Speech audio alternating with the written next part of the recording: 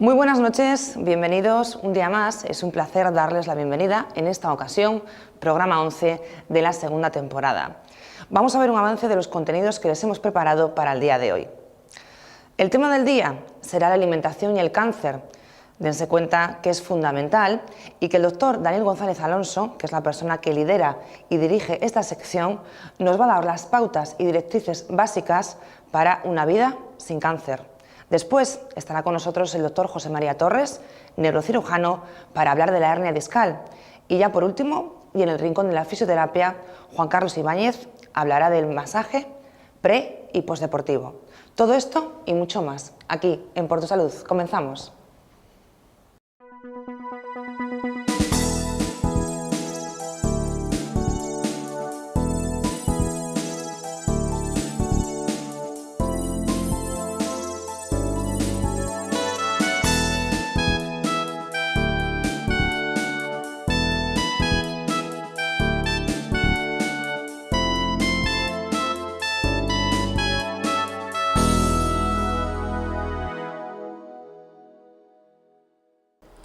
Buenas noches. En el día de hoy hemos decidido dividir la sección dedicada a la oncología en tres partes. En una primera parte vamos a ver lo que es la obesidad y qué relación tiene con los diferentes tipos de tumores. En la segunda parte veremos los alimentos, en concreto, relacionados con esa incidencia de poder aumentar o disminuir el riesgo de padecer un cáncer. Y ya por último hablaremos de lo que es la alimentación en el enfermo terminal.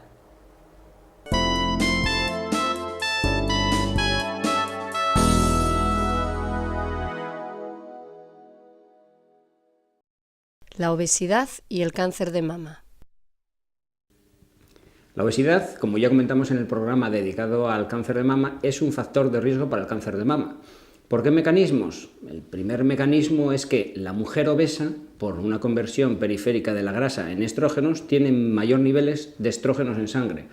Esto en la mujer premenopáusica no importa, porque como los ovarios de la mujer premenopáusica están produciendo suficientes estrógenos, el aporte extra de estrógenos que provoca la grasa ni se entera, ni lo nota. Es muy importante en la mujer posmenopáusica. La mujer posmenopáusica, todo el riesgo de la obesidad en el cáncer de mama viene porque no le tocaba tener estrógenos en sangre y a raíz de tener esa grasa periférica transformándose en estrógenos, los tiene, con lo cual prolonga la vida en la que su mama está expuesta a los estrógenos.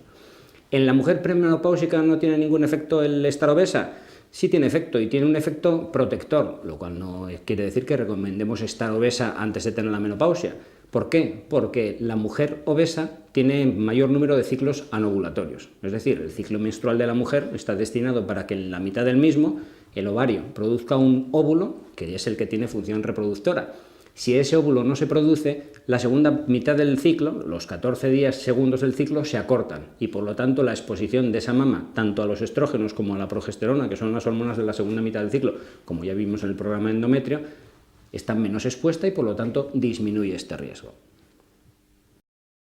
La obesidad y el cáncer de endometrio. La obesidad es factor de riesgo para el cáncer de endometrio en cualquier mujer, tanto en premenopáusicas como en posmenopáusicas. En premenopáusicas, ¿por qué? Por los ciclos anovulatorios que tiene la mujer obesa que hemos comentado en la pregunta anterior. Estos ciclos anovulatorios tienen en la segunda mitad del ciclo una característica, que es que no se produce progesterona. La progesterona, a nivel del endometrio, a nivel del útero, es la hormona que lo hace madurar, de tal manera que si en todos los ciclos o en varios ciclos el útero solo está expuesto a estrógenos, tiene mayor riesgo de padecer un cáncer de endometrio. En la mujer posmenopáusica, el aumento de riesgo viene condicionado por, igual que en el cáncer de mama, porque esa grasa periférica le va a condicionar tener estrógenos cuando biológicamente ya no le tocaba, por lo tanto aumentando la exposición del endometrio, del útero, a estas hormonas. La obesidad y el cáncer de próstata. La obesidad es un factor de riesgo que no está claro para el caso del cáncer de próstata, pero sí que tiene muchos visos. Y los visos que tiene vienen por dos mecanismos. El varón obeso tiene mayores niveles en sangre de testosterona, que es la hormona masculina y que, como vimos en el programa de cáncer de próstata, era la sustancia química que le ponía en riesgo de padecer ese cáncer de próstata. Tener más nivel de testosterona, más riesgo de cáncer. También el varón obeso tiene Los varones también tenemos hormonas femeninas, tenemos estrógenos, pero en poca cantidad. El varón obeso tiene más cantidad de estradiol, que es una hormona, un estrógeno, una hormona femenina. Eso, combinado con el aumento de testosterona, hace que no solo tenga más posibilidades de tener un cáncer de próstata, sino también que cuando lo tenga, seguramente será un cáncer más agresivo y tiene más posibilidades de matarle. La obesidad y el cáncer de colon.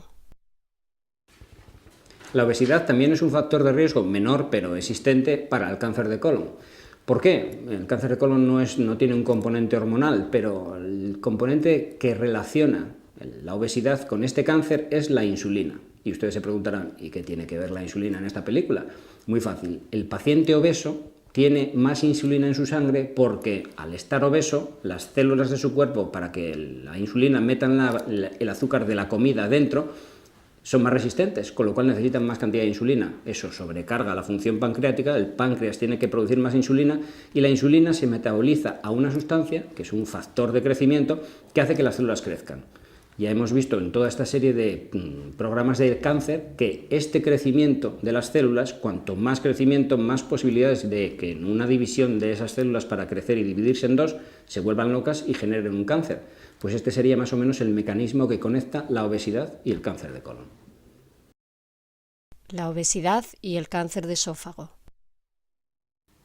La obesidad, como vimos en el pasado programa, es un factor de riesgo para uno de los dos tipos de cáncer de esófago, concretamente para el adenocarcinoma. ¿Por qué? Por aquello de que facilita la existencia del reflujo gastroesofágico. Cuando el reflujo gastroesofágico, el contenido gástrico, que es muy ácido, sube hacia el esófago no está preparado para aguantar esta acidez y entonces se irrita la mucosa, que es la piel que lo recubre por dentro.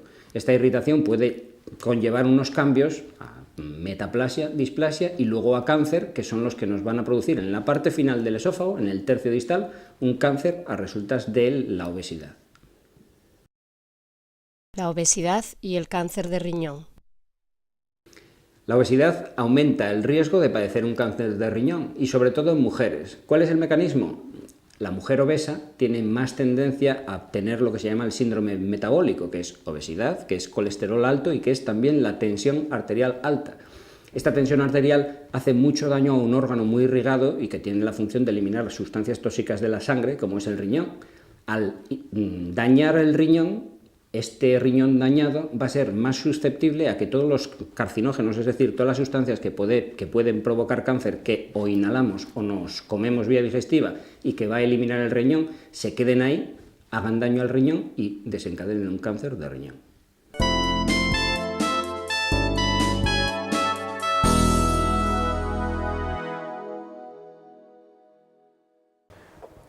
Ya hemos visto la parte dedicada a la obesidad y vamos a ver a continuación la relación que tienen los alimentos que ingerimos con el cáncer.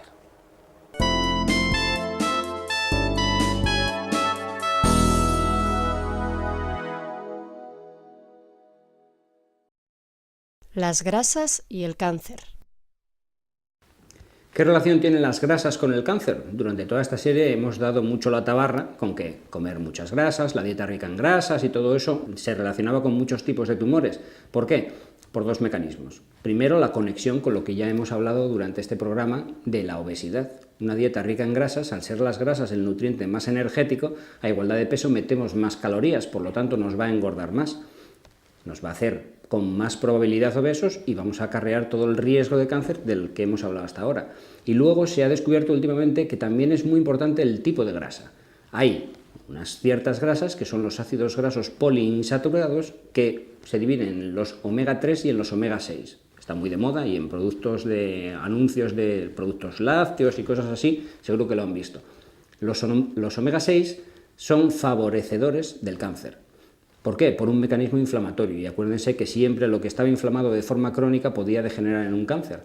Al revés, los omega 3, que son típicos de los pescados grasos y del aceite de pescado, son anticancerígenos, antiinflamatorios y anticancerígenos. Por lo tanto, este equilibrio tendrá mucha relación con el tipo de cáncer que vamos a padecer. ¿Qué cánceres podemos padecer por efecto de las grasas? El de mama, ya lo hemos visto, el de endometrio, el de próstata, el de colon. Son muchos tumores y, lógicamente, hay que cuidar la alimentación para alimentarse de una forma equilibrada. Las carnes y el cáncer.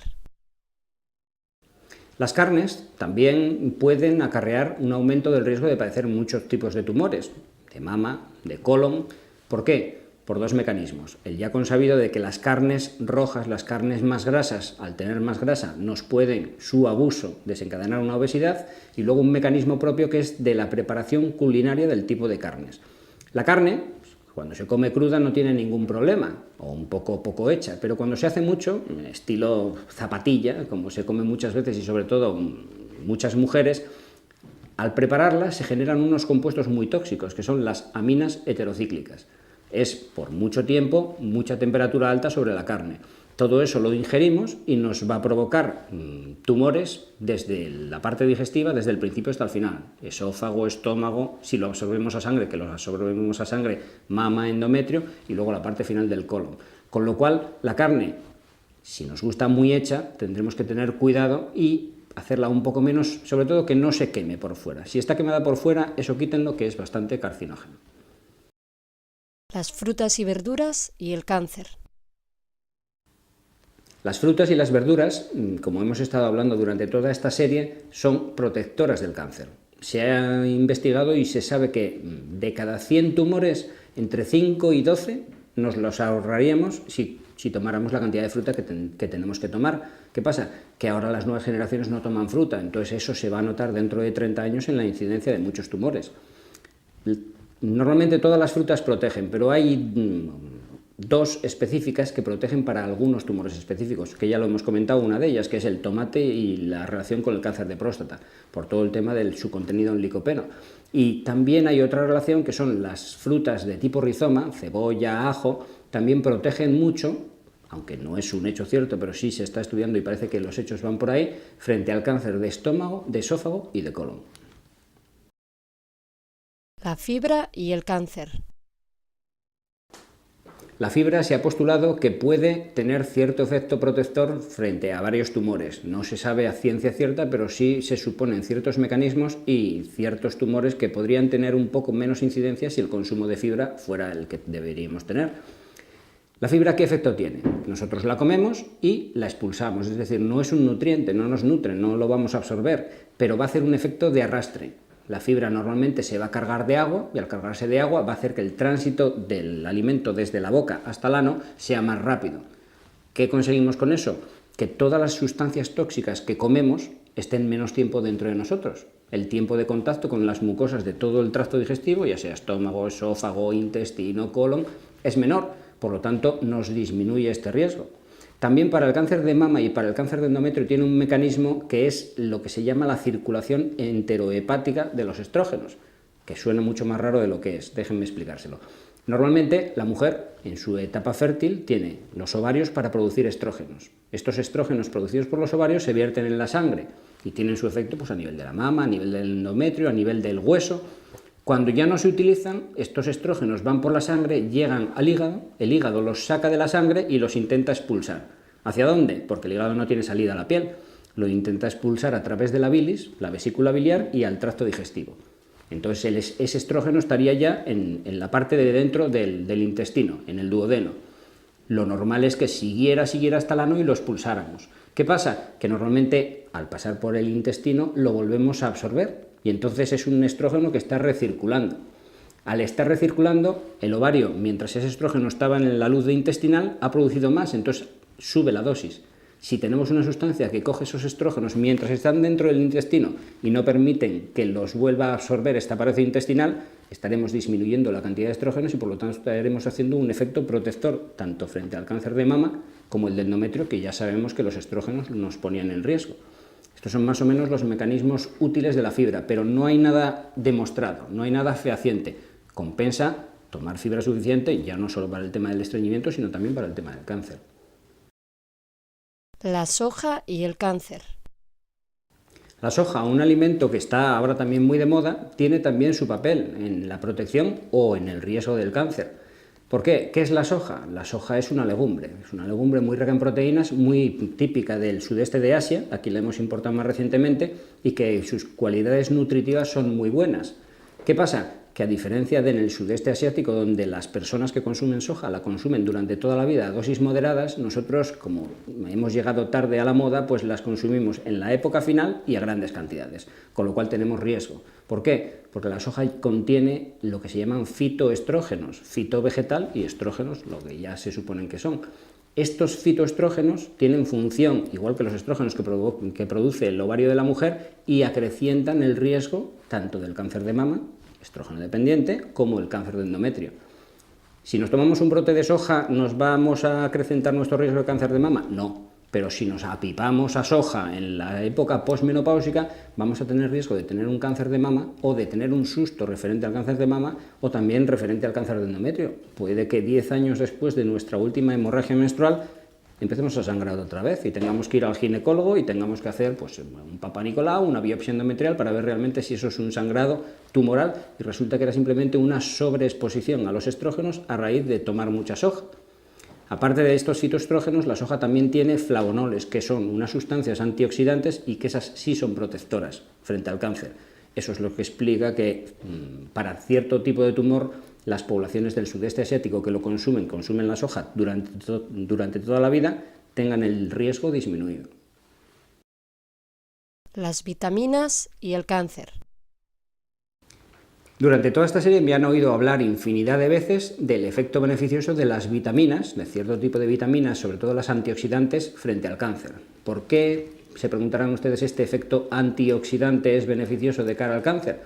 Pues porque este efecto antioxidante, concretamente de las vitaminas A, C y E, antagoniza, es decir, se pelea y gana al efecto tóxico que tienen unas sustancias que son los radicales libres, que ustedes también habrán oído hablar de ellos con el tema del envejecimiento.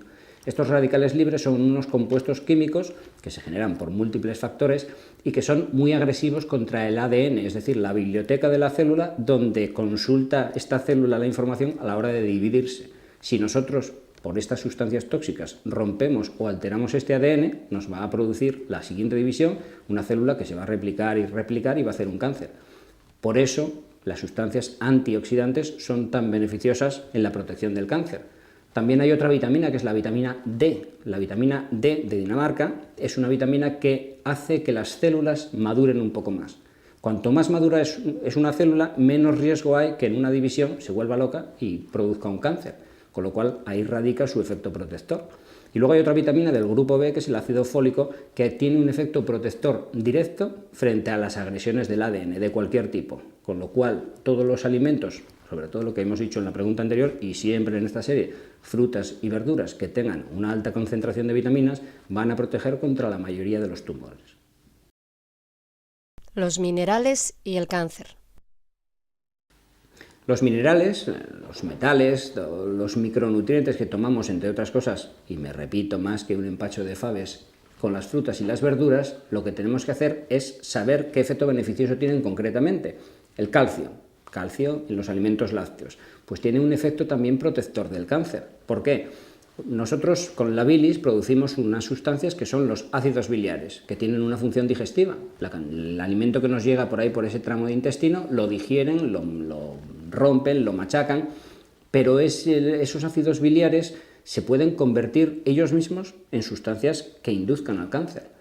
Esa es la ventaja del calcio. El calcio, en cuanto ve un ácido biliar, se une a él, forma un jabón, y este jabón ya no tiene el daño que tendría el ácido biliar solo, y sigue el tránsito con el resto de los restos alimenticios y se expulsa por el ano, con lo cual nos anuló este posible efecto tóxico de esos ácidos biliares.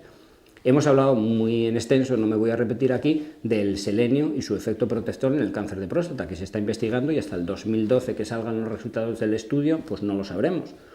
Son pequeñas cosas, porque nadie se va a tomar pastillas intensivas ni de selenio ni de calcio, pero son pequeñas cosas que si las vamos tomando toda la vida, en las cantidades suficientes, nos van a proteger. Hay otro metal, otro mineral, que es el sodio y el cloruro sódico, la sal de mesa, que si abusamos de él, ya hemos visto en el programa del cáncer de estómago, que nos pone en riesgo de padecer el cáncer de estómago. Con lo cual, pasarse nunca es bueno. Hay que comer de todo y en sus justas proporciones.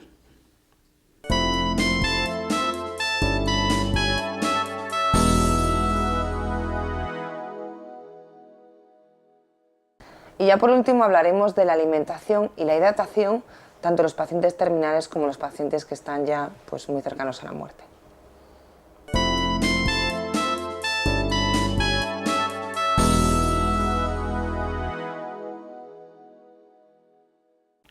Hablamos ahora de lo que es la alimentación en el paciente terminal. Doctor, buenas noches. Buenas noches. Bueno, ¿qué características básicas tendría que tener la alimentación del enfermo terminal? Hombre, antes de hablar de las características, vamos a diferenciar, para que lo diferencien nuestros telespectadores, de lo que es el enfermo terminal o lo que es el enfermo agónico.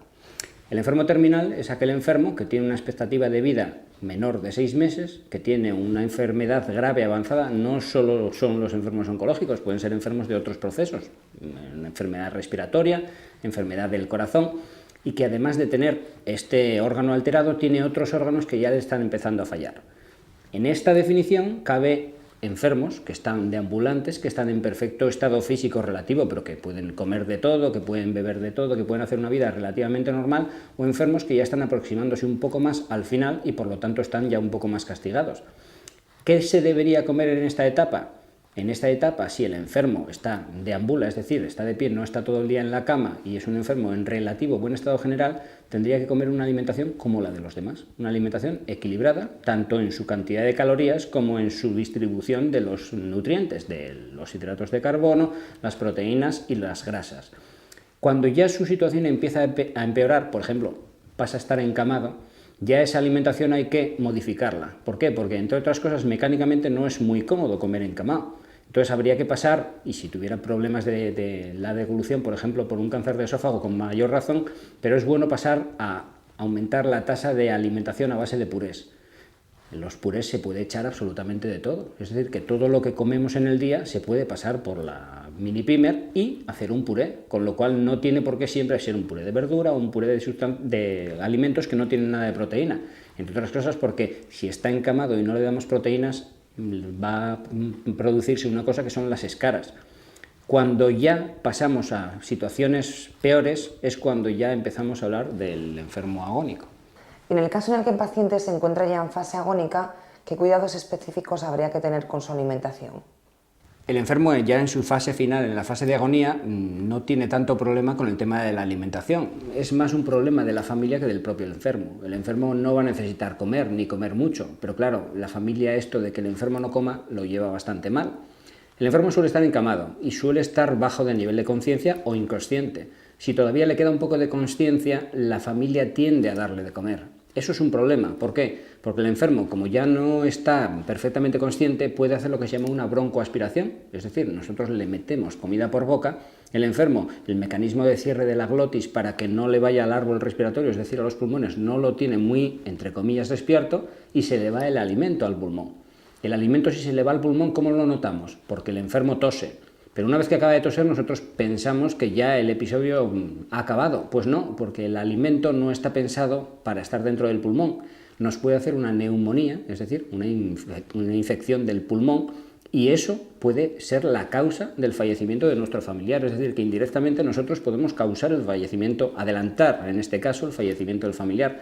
Por eso no hay que empeñarse en que el enfermo en la fase agónica come. No se va a morir de hambre, se va a morir de otra cosa, pero de hambre no se va a morir. Aunque sea un enfermo muy caquéctico, muy delgado, muy consumido, no va a tener ningún problema a resultas de esa hambre y por lo tanto no tendremos que obligatoriamente embutirle de alimento. Será un problema un poco distinto el tema del agua, pero de eso hablaremos un poco más tarde.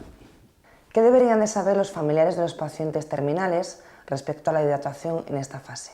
El paciente terminal, al igual que el resto de los pacientes, necesita hidratarse, necesita beber. En este caso del paciente terminal hay un factor que hace más crítico la necesidad de que se hidrate suficientemente.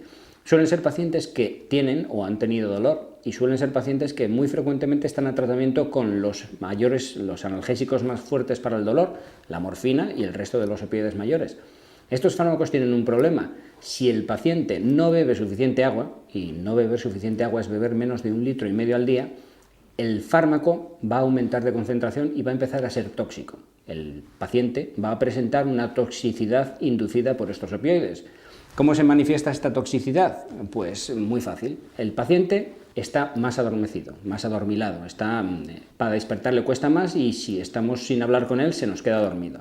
También es un paciente que va a empezar a oír cosas raras o a ver cosas raras, a tener alucinaciones. No es que esté perdiendo la cabeza, es que simplemente está teniendo demasiados niveles de opioides mayores y le están intoxicando el sistema nervioso central. Y luego un signo muy claro que nos hace distinguir que si el paciente entró en delirio o que está bebiendo poco y los opioides le están intoxicando, son lo que se llaman las mioclonías, que son contracciones musculares involuntarias. Es decir, el paciente está como yo estoy sentado y vemos que un brazo hace y le dan tics. Tampoco es eso no es una crisis epiléptica, es una mioclonía derivada de la intoxicación por los opioides secundaria a beber poco. Por lo tanto, siempre, pero sobre todo si está tomando opioides, hay que asegurarse que el paciente beba más de 1,5 litros al día. Y cuando el paciente ya está en las horas previas de la muerte, ¿cómo se le puede dar de beber? La hidratación en el paciente ya en la fase agónica, es decir, en los últimos días de su vida, también tiene unas ciertas peculiaridades. ¿Cuáles son? Pues la necesidad, al igual que la alimentación, ya lo hemos visto antes, no tiene necesidad de una hidratación intensiva, no hay que obligarle a beber 2 litros de agua en los 2 últimos días de su vida. ¿Por qué? Porque no los necesita y además tampoco se nos va a morir de sed. Con el tema de la hidratación también tenemos que tener en cuenta que el paciente agónico suele no estar consciente, entonces no hay manera, y si lo intentamos le vamos a hacer broncoaspirar, no hay manera de hacerle ingerir estos líquidos. ¿Qué podemos hacer? Pues para eso hay una vía de administración, tanto de hidratación de sueros como de medicación, que es la vía subcutánea. Le ponemos una palomilla aquí en el abdomen y le metemos sueros por ahí. ¿Por qué le ponemos esos sueros? ¿Porque necesita el agua? No. Porque sin el agua sus secreciones van a estar muy secas y van a ser muy molestas, ya visualmente y además para el propio paciente. Pero ojo, porque si nos pasamos de hidratación, si le ponemos mucha hidratación, el árbol respiratorio va a llenarse de moco y como el paciente en la fase agónica, todos hemos visto morir a alguien, pues al respirar suena un sonido grave, como de ronquido, como de mocos moviéndose. Si nosotros le hidratamos demasiado, ese sonido lo vamos a generar con ese agua. Y eso va a ser muy estresante para la familia. Tengamos en cuenta que la familia ya tiene bastante con que su familiar se vaya a morir. No tiene, o hay que intentar que los efectos sonoros o visuales desagradables de esa muerte sean los mínimos posibles. Entonces, con medio litro de suero por vía subcutánea, si es en el domicilio, si está en un hospital, lógicamente, y ya tiene una vía intravenosa acogida, se le puede poner por esa vía, aprovechamos y no hay problema. Con eso ya es suficiente. No hay por qué obsesionarse con que el paciente beba y beba y beba.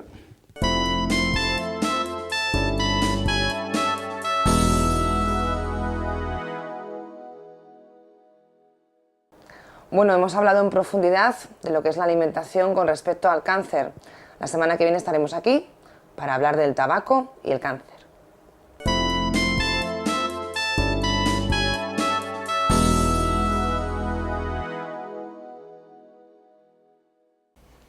Un día más hemos salido a la calle para conocer su opinión acerca del tema del día. Ya saben que este programa está creado por y para ustedes. Vamos a ver las respuestas que nos han dado y después damos paso a publicidad.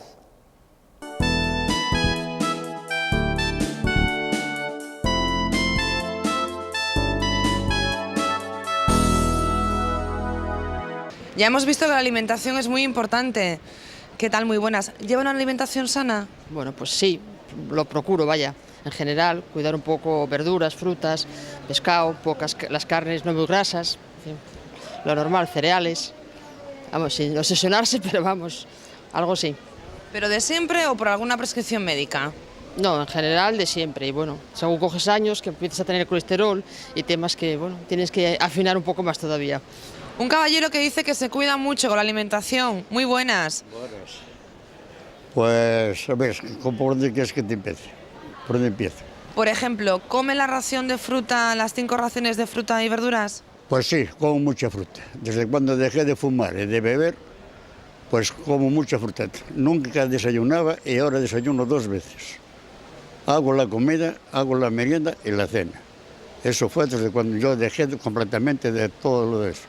¿Hace más o menos cuánto tiempo que sigue esa dieta así tan estricta y que ha dejado...? De fumar, dejé de fumar en el año 80, 3 paquetes de tabaco. Y de beber, pues hay unos 9 años. Y desde aquello, pues, tratamiento, el senderismo, baile, gimnasia y a pasear por ahí. Pues estupendo, lo que hay que hacer, ¿no? Sí, sí, sí, la verdad, francamente, me encuentro perfectamente muy bien, mejor que cuando hay 20 años. Así que otra cosa no le puedo pedir. Y yo le aconsejaría, pues a todos, el fumar, sé que es fastidiado dejarlo, pero es veneno. O sea que yo pasé por eso, pero es veneno. Y ahora me encuentro perfectamente muy bien, muy bien. Y por ejemplo, ¿come usted grasas? Carne de esta, la parrilla. No, de carne, como la verdad, que me perdonen los amigos, yo de carne nada, marisco. Esto marisco y pescado. Pescado es lo que más me va muy bien. Ahora de carne, perfectamente nada, de nada, de nada. Muy bien, muchas gracias. De nada. La alimentación es muy importante, incluso cuidándonos con ella podemos prevenir el cáncer. ¿Qué opina? Hombre, porque es fundamental la alimentación, normal. ¿Se cuida mucho usted? Bueno, no lo que debería, pero bueno, hacemos lo que podemos. Nada más. ¿Come fruta, verdura, fibra? Sí, sí, bastante. Bueno, la fibra regular, pero fruta y verdura bastante. Eso sí. Bueno. Muchas gracias, pues ya No hay de está. qué. Gracias. Con una buena alimentación podemos prevenir muchos tipos de cáncer. ¿Ustedes qué comen? ¿Comen bien? Hoy, a nuestro gusto, arroz, fideos y frito, pan, aceite con tomate, pues cosas así. Pan y sobrasada. ¿Dieta mediterránea? Nosotros somos de Palma de Mallorca, sí. Y allí hay buena comida. Por Y vamos supuesto. muy sanos, ¿sabes? O sea, que los de Palma no tienen cáncer, ¿no? Porque se cuidan mucho. No me vea a mí que estoy algo gordito. No.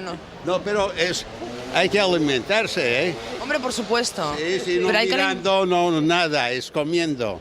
Con una buena alimentación podemos prevenir muchos tipos de tumores. ¿Qué opina? Que es cierto. El problema es que no se come adecuadamente. La verdura aquí se come muy poca y la verdura es muy necesaria. Se come mucha carne y la carne cuanto menos mejor. Además abusamos mucho, creo que nos ha dicho el doctor que la carne a la parrilla, pues bueno, todo evidentemente en exceso, ¿no? Pues que es perjudicial. Sí.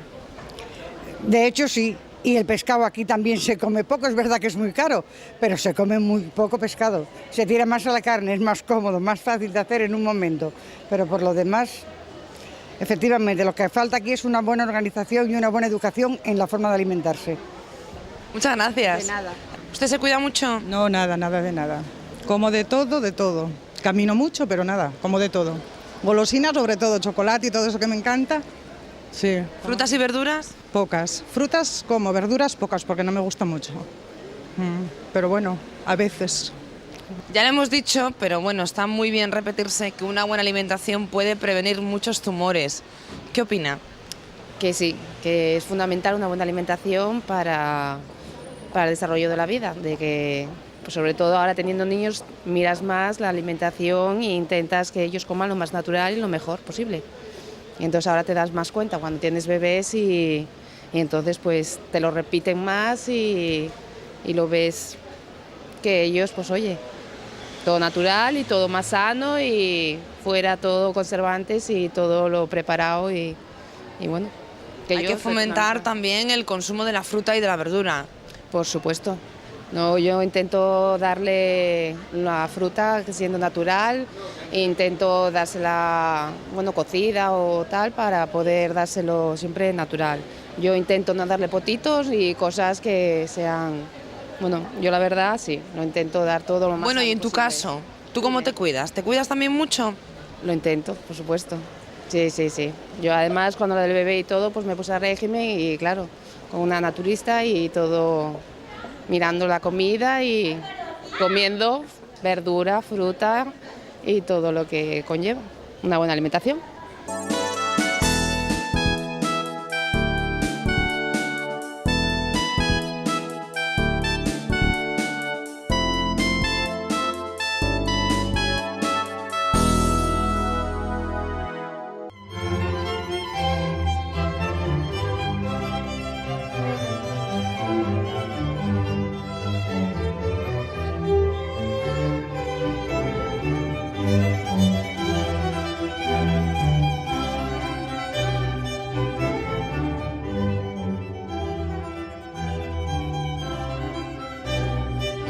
Resonancia magnética abierta Hitachi. En Clínicas por tu Salud. Calle María Zambrano 1, Avilés. Teléfono 985 52 61 62.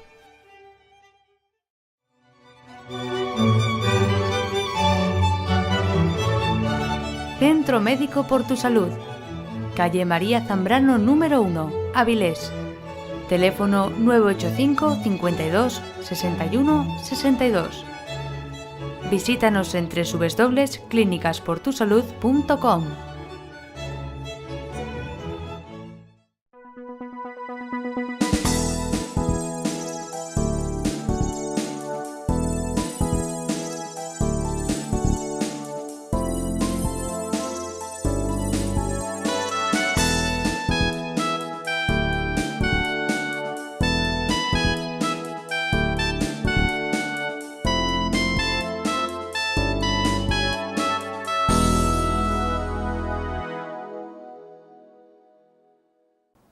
De la mano del doctor José María Torres, neurocirujano, hablamos de la hernia discal lumbar.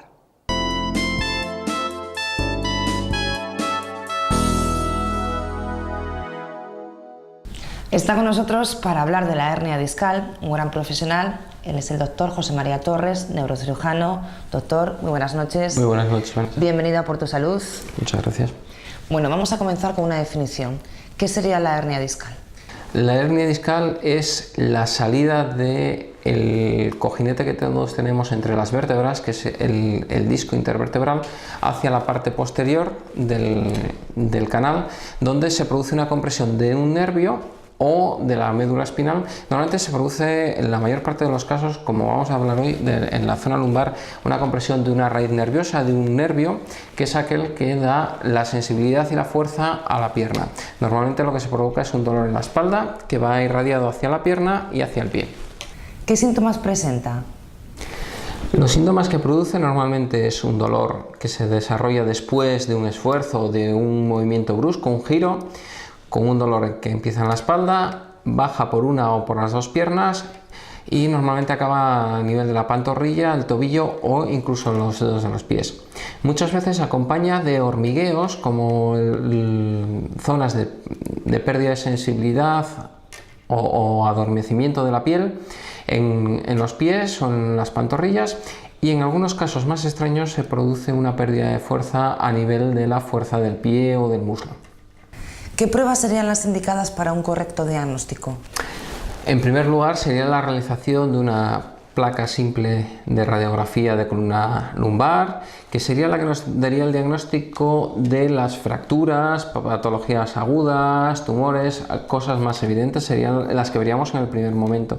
Si el dolor sigue persistiendo y las placas son normales o solamente hay un ligero pinzamiento entre dos vértebras, pasaríamos a hacer una resonancia nuclear magnética que nos permitiría ver mejor las estructuras blandas, como son los discos, las pequeñas articulaciones y los ligamentos, para ver bien dónde se produce la rotura del anillo y la salida de la hernia discal con la compresión a la raíz nerviosa.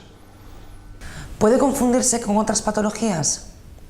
Se puede confundir con otras patologías. De hecho, cualquier compresión del nervio a este nivel produce la misma sintomatología, como pueden ser algunos tipos de tumores, aunque son raros, los síndromes de compresión del piramidal a la salida del glúteo, el nervio ciático, algunos tipos de lumbalgia pura por lesión de pequeñas articulaciones de la columna lumbar, y algunas otras patologías bastante menos frecuentes a nivel abdominal pueden dar una sintomatología parecida a una lumbociática.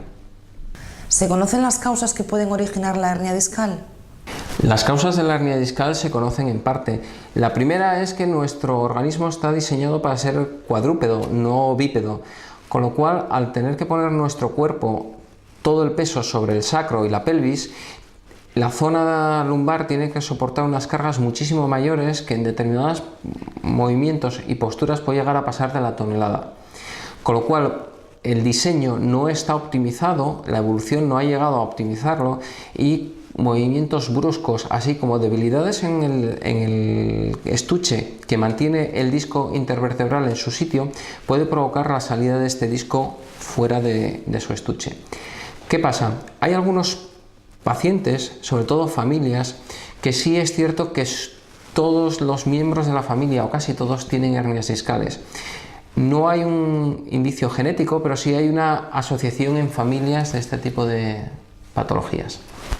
Vamos a hablar ahora de lo que es el tratamiento y comenzamos por el tratamiento medicamentoso. ¿Qué fármacos serían los indicados?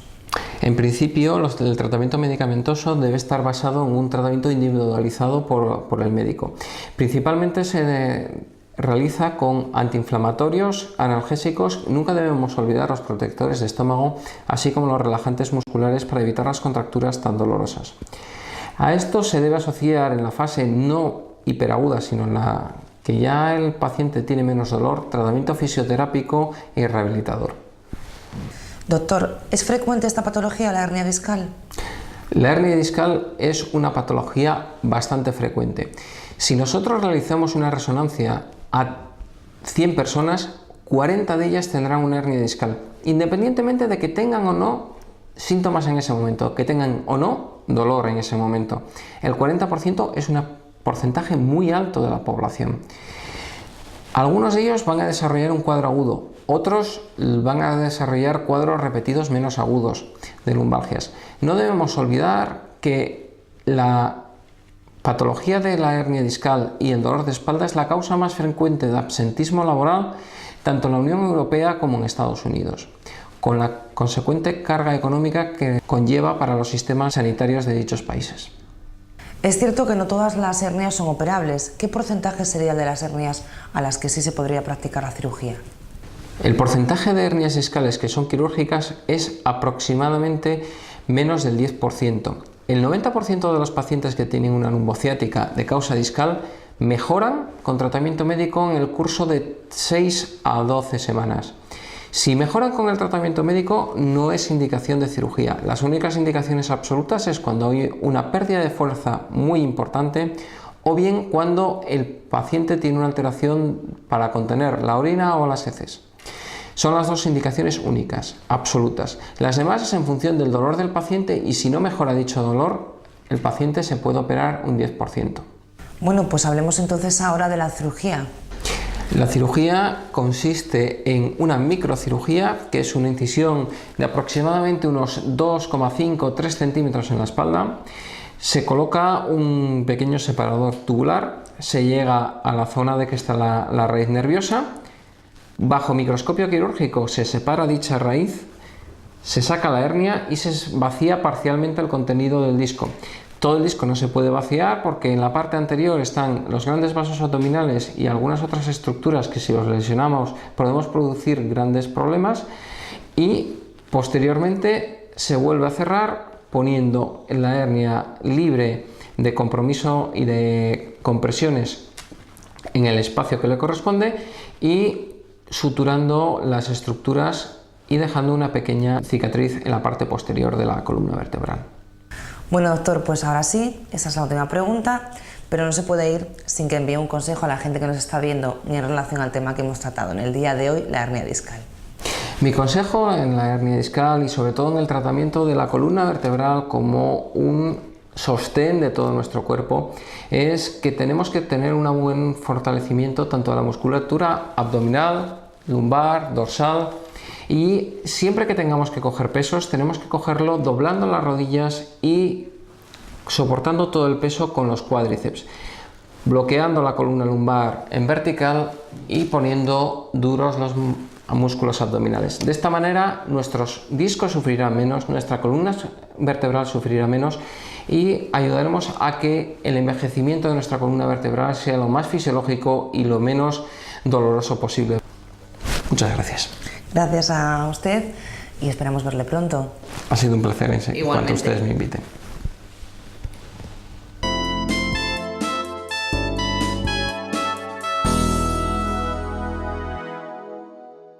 Ya saben que en el deporte es muy importante el calentamiento. Hoy con Juan Carlos Ibáñez veremos cómo podemos aplicar un masaje pre- y postdeportivo.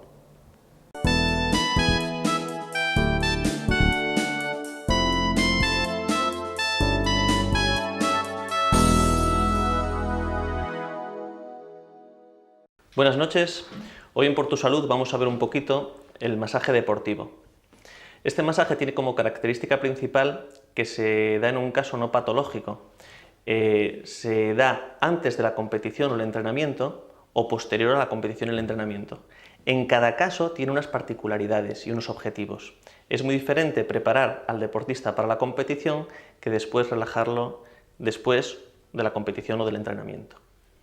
Bueno, entrando en el masaje precompetición o preentrenamiento, debemos tener en cuenta que debe ser corto, la duración en el tiempo nunca mayor de 10-15 minutos, que debe ser indoloro, no podemos hacer daño nunca al paciente, y que los objetivos son básicamente aumentar el tono, estimular el sistema nervioso, también estimular el sistema muscular aumentando el tono, hiperemiar, que es aumentar la vascularización de la zona para disminuir la fatiga muscular y prevenir lesiones. Esos son los objetivos más importantes. Y una vez dicho esto, vamos a pasar realmente a lo que es el masaje predeportivo y sus técnicas.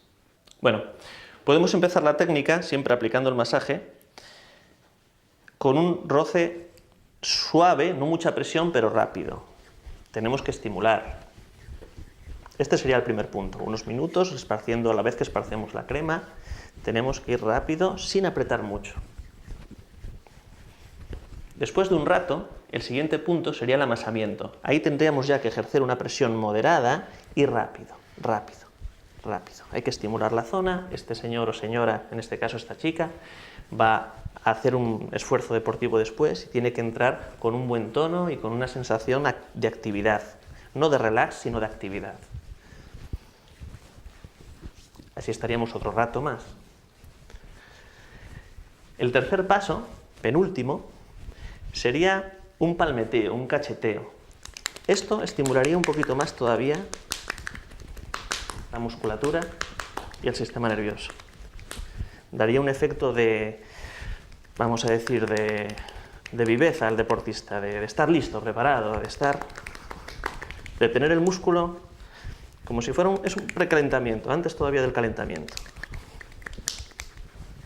Y el cuarto paso serían unas sacudidas, vamos a decir violentas, pero sí bruscas, sacudiendo bien, soltando bien, incluso dándole con las manos.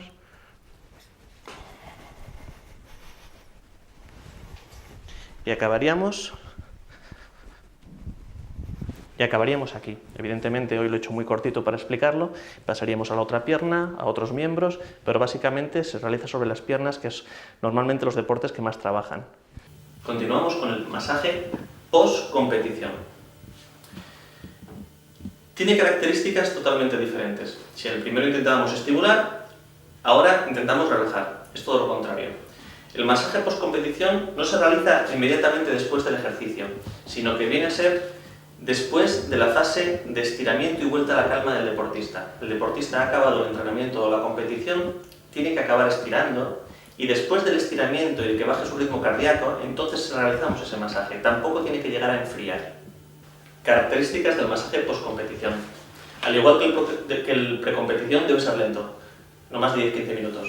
Pero básicamente lento y profundo. Debemos incidir en las fibras de manera profunda y con movimientos muy lentos.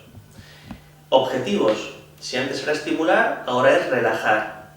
Es favorecer el desecho de las sustancias de desecho que lleva la sangre y, por último, evitar los calambres tan molestos por la noche. Esos calambres que tenemos por la noche, que nos duelen tanto, que tenemos que estirar para relajarlos. Pues con un masaje post-competición evitaremos en gran medida esos calambres. Dicho esto, ya solo nos falta ir a la técnica del masaje post-competición. Como en todos los masajes, utilizaremos nuestra crema, hipoalérgica, por supuesto, y empezaremos las fricciones de una manera lenta y ya más profunda. Si antes lo hacíamos rápido y suave, ahora la fricción extendiendo la crema es más lento y profundo. Como habíamos dicho que las características era corto, pero lento y profundo, cuando pasamos de las fricciones al amasamiento, haremos lo mismo. Meteremos los dedos realmente en las fibras, lentamente, que se relaje, intentando llegar a todas las fibras, a todos los lugares del músculo. No tenemos que hacer daño, de vez en cuando puede ser un poco molesto, pero no debemos hacer daño.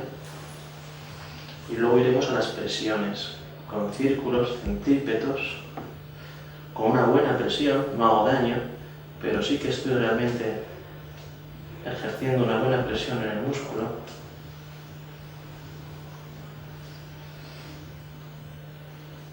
Y si acabo con sacudidas o palmoteo, debe ser una sacudida y un palmoteo suave, que relaje.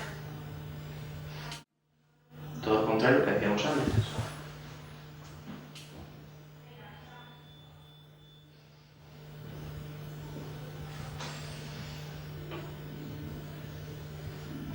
Y por hoy hemos dado de una forma escueta y bastante general lo que es el masaje deportivo, pre y post competición. Y hasta la semana que viene.